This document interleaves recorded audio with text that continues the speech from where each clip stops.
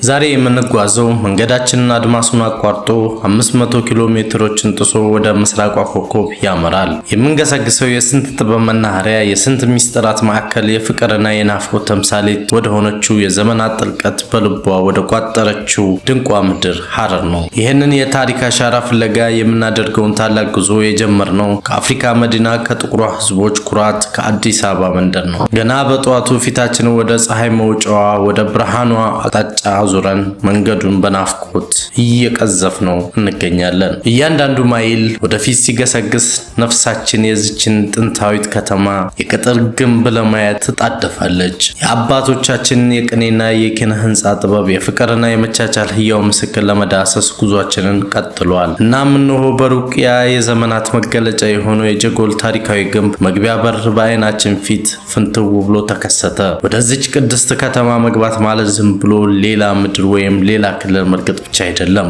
ወደ ሐረር መሻገር ማለት የዘመናትን ሰረገላ ተሳፍሮ ወደ ኋላ ወደ 16ኛው ክፍለ ዘመን ውብ የታሪክ ማህደር ውስጥ ዘልቆ መግባት ማለት ነው።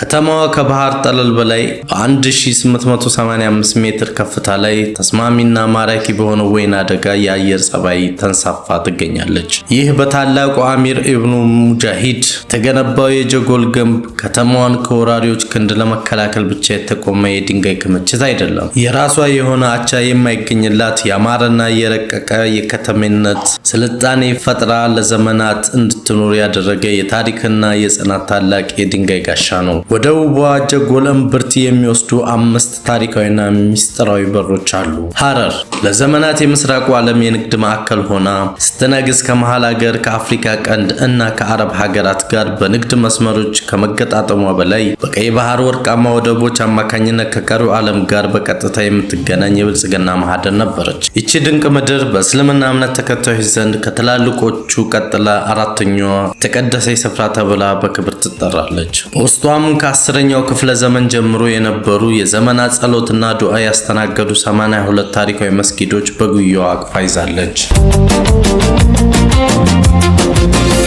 ሐረር ጥንታዊትና ዘመናዊነት በፍቅር የተግባቡባት የጀጎል ግንብ ታሪካዊ ግርማ ከዘመኑ የአስተዳደር ህይወት ጋር ተስማምቶ የሚፈስባት ህያው ተአምር ናት። የክልሉ መናኸሪያ፣ የልብ ትርታና የማንነት መገለጫ ሆና ያንን የኖረ ክብሯን ሳይበርዝ ሳይከልስ ዛሬም ድረስ በኩራት አስጠብቃ ትገኛለች። የሐረር ህዝብ በዚያ በረጅም ዘመን የስልጣኔ ታሪኩ በጊዜ ወንዝ ያልተወሰዱ በርካታ ተንቀሳቃሽና የማይንቀሳቀሱ የሚዳሰሱና የማይዳሰሱ ድንቅ ቅርሶችን ያፈራ የጥበብ ምንጭ ነው። ጀጎል ሰውና ሰው በፍቅር የተሳሰሩበት ጥበብ በመንገዶቿ ላይ የፈሰሰባት ልዩ የሰው ልጅ ገነት ናት። ነፍስን በሚያድሱ መንፈሳዊ ሴቶችና በአይን በሚማርኩ ቁሳዊ ሀብቶች የከበረው ይህ ማህበረሰብ የትውልድ አሻራውን በኩራት ጠብቆ ያኖረ የታሪክ ባለቤት ነው። ከነዚህ ስፍር ቁጥር የሌላቸው የጥበብ ማሳያ ቅርሶች መካከል የከተማዋ መለያ ምልክት፣ የክብሯ ማረጋገጫ ሆኖ በቀዳሚነት የሚጠቀሰው ያ ውብ የጀጎል ግንብ ነው። ይህ ግንብ የሐረርን ገናናነት ለዓለም በይፋ ያወጀ ህያው ምስክር ሲሆን እንደ አውሮፓውያን አቆጣጠር በ2006 በመላው የዓለም ቅርስ መዝገብ ላይ በደማቅ ቀለም ሊሰፍር ችሏል። በእነዛ ታሪካዊ በሮች በኩል ዘልቀው የጥንታዊቷን ከተማ ጠባብና ሚስጥራዊ መንገዶች መርገጥ ሲጀምሩ አንድ አስደናቂ እውነታን በቅጽበት ያስተውላሉ። እዚህ ምድር የዘመኑ የብረት ጋሪዎች እንዲሁም መኪናዎች ጨምረው አይገቡም። የከተማዋ ጸጥታና ውበት በጩኸታቸው አይታወቁም። መንገዶቹ በጣም ጠባብና የተጠጋጉ ከመሆናቸው የተነሳ ሁለት ሰዎች ትከሻ ለትከሻ ሳይነካካና ሳይተቃቀፍ ማለፍ አይቻልም። ነገር ግን ይህ አሰራር ዝም ብሎ በአጋጣሚ የተከሰተ የወደቀ ድንጋይ አይደለም። በሐረሪዎች ረቂቅ ባህልና ጥበብ ውስጥ ይህ የጥልቅ የመከባበር የልብ ቅርበትና የንጹህ ፍቅር ህያው ምልክት ነው። በዚህች የተባረከች ከተማ ውስጥ መገለልና መለየት የሚባል ነገር የለም። ሰዎች እርስ በርስ አይን ለአይን ይታያሉ፣ ልብ ለልብ ይግባባሉ፣ ሰላምታና የደግነት ማዕድ በየመንገዱ ይዘረጋሉ።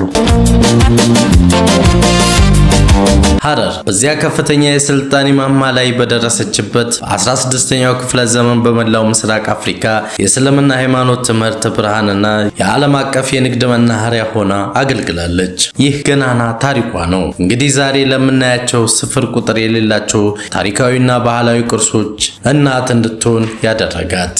ይህ የጀጎል ግንብ የሐረር ህዝብ የረቂቅ የኪነ ህንፃ ችሎታውና የጥበብ ሉዓላዊነቱን ለዓለም የሚያስመሰክር ህያው የታሪክ መዘከር ነው። ሐረር እንኳን ዛሬ ቀንና ዘመኖ ስልጣኔ በሩን አንኳኩቶ ትናንትም ቢሆን ስንቱ ባህርና በየብስ መስመር አቋርጦ የተመባት ስንቱ ታላቁ ሰው ቅጥሯ ገብቶ ለትውልድ የሚተርፍ የወርቅ ትዝታ ያስቀምጠባት የውበትና የጥበብ መዲና ናት። በየመንገዱ መቆም፣ በየጥጉ ማየት፣ በየስርቻው መደመም። ምክንያቱም ጀጎልን በብዕር ቀለም በወረቀት ላይ ከትቡ አይጨርሷትም። ጀጎልንማ ገብተው ይኖሩታል እንጂ በፍጹም አይጽፉትም። ሐረር ለዓለም የሰጠችው ስጦታ በዚያ በተገነባው የጀጎል ግንብ ወይንም በጥንታዊቷ ቅርስነቷ ብቻ የተወሰነ አይደለም። በዩኔስኮ ዓለም ቅርስነት ማህተም የከተማዋን መውጫ ግርማ ብቻ የባረከ ሳይሆን የኪነ ህንፃዎቿ ልቀት ባለፈ በውስጧ ለዘመናት የኖረውን ዛሬም በየመንገዱ ህያው ሆኖ የሚፈሰውን በዚያ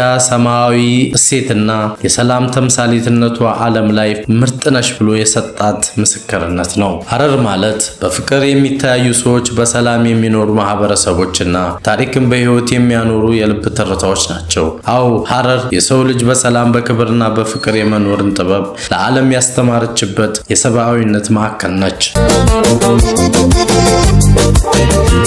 የዛሬውን የመጀመሪያው ምዕራፍ ጉዟችን የጥበብ ማዕዳችን ይህን ይመስል ነበር። በሁለተኛውና በመጨረሻው ክፍል ደግሞ የዚች ታሪካዊ ከተማ ሌላኛው ልብ አንጠልጣይ አስገራሚ ገጽታ ይዘንላችሁ በድምቀት እንመለሳለን። እስከዚያው ግን ይህ በውበትና በታሪክ የተሸለመው ጉዟችን ልባችሁን በፍቅር ከነካው ቪዲዮ ላይክ በማድረግ አጋርነታችሁን አሳዩን። የጀጎልን ድንቅ ሁለተኛ ክፍል ቀድማችሁ እንድትመለከቱና እንዲህ ያሉ ማራኪ ስራዎች ሁልጊዜ እንዲደርሷችሁ አሁን ቻናላችን ሰብስክራይብ በማድረግ የቤተሰባችን አባል ይሁኑ።